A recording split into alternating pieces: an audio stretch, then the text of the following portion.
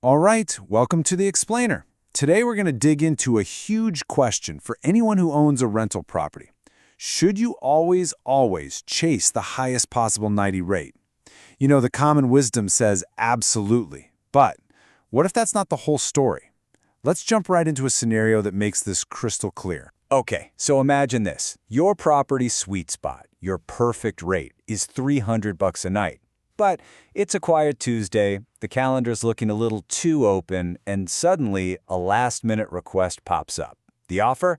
Just $180. So, what's the move? Do you take it or do you hold out? Yeah, I know what you're thinking. Your gut just screams, no way. It feels like you're losing $120. It feels like you're devaluing your beautiful property. But I'm asking you to stick with me here, because the actual math behind this decision, well, it might just blow your mind. You know, there's actually a name for this feeling. It's called the owner's dilemma. It's that constant push and pull, that tension between holding out for that perfect high price and the nagging fear of just letting your valuable assets sit there empty. To solve this dilemma, we have to kind of reprogram our brains a little bit. Look, this isn't about winning one night. It's not about that single high-score booking. The real game, the one that actually pays the bills, is maximizing your total profit for the entire year. And when you focus on that metric, oh man, it changes everything. So if we're going to maximize that annual profit, we have to talk about something that gets overlooked like all the time. And that is the true, real cost of an empty night. Okay, this next part, this is so important. Honestly, you should print this out and tape it to your wall. See, an empty night isn't just neutral. It's not a 0 on the scoreboard. An empty night is an active, real financial loss. So, how much are we really talking about? $139. That's the number. For this property, that's how much money is literally flying out the window every single day it sits empty. But where does a number like that even come from? So, how do we get to that number? Well, it's pretty simple actually. You take all your yearly fixed costs, the stuff you have to pay no matter what, and just divide by 365. The mortgage. Yeah, that's usually the big one, right? $83 a day right there.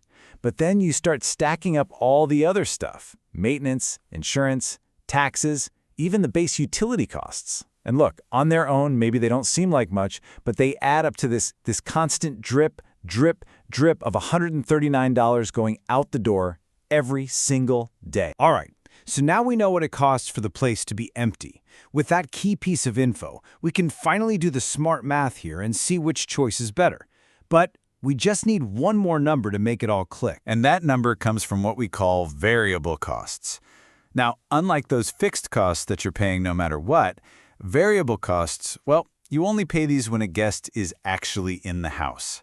This is stuff like the cleaners coming in, restocking the coffee and soap, doing laundry, and of course, the extra power and water a guest uses. So for this property we're looking at, the total variable cost, to get the place ready and host someone for a night, it comes out to $80. And that, right there, is your magic number. That's your break-even point.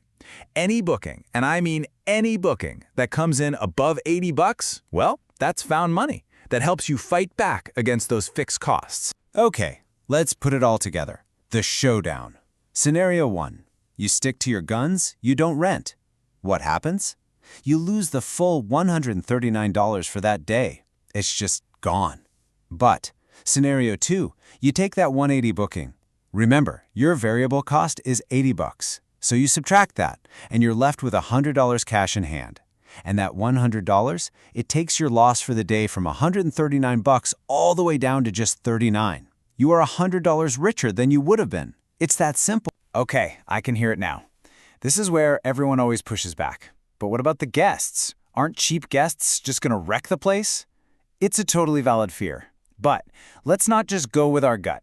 Let's look at the actual data. Yeah, this one might actually shock you. When you dig into the real filed property damage claims, a whopping 60% of them, they come from guests who paid more than the average rate. So what does that tell us? It tells us there's just no real connection, no data to prove that the price a guest pays has anything to do with how they'll treat your home. So, okay, We've done the math, we've busted the biggest myth. So how do we actually turn this into a real strategy? Now, let me be super clear. This is not about just slashing your prices everywhere all the time. No way. This is about being smart. It's about being surgical. You want to pull this tool out of your toolbox at very specific times. Use it in the low season, right, to get some cash flow when things are quiet. Use it to plug those last-minute holes in your calendar that pop up. And it is absolutely perfect for those tough-to-fill Tuesdays or Wednesdays, the nights that, let's be honest, we're probably going to be empty anyway. It's about turning a guaranteed loss into a partial win. Look, if you only remember one thing from all of this, let it be this simple idea right here.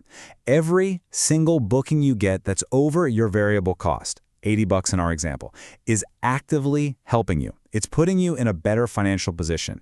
And every single night that property is empty, it's actively costing you money. So I'll just leave you with this one last question to think about for your own business, for your own property. Are you chasing a vanity metric, that feeling of getting the highest rate? Or are you ready to chase what actually builds your wealth, the highest possible profit at the end of the year? Because ultimately, the choice and the profit is all yours.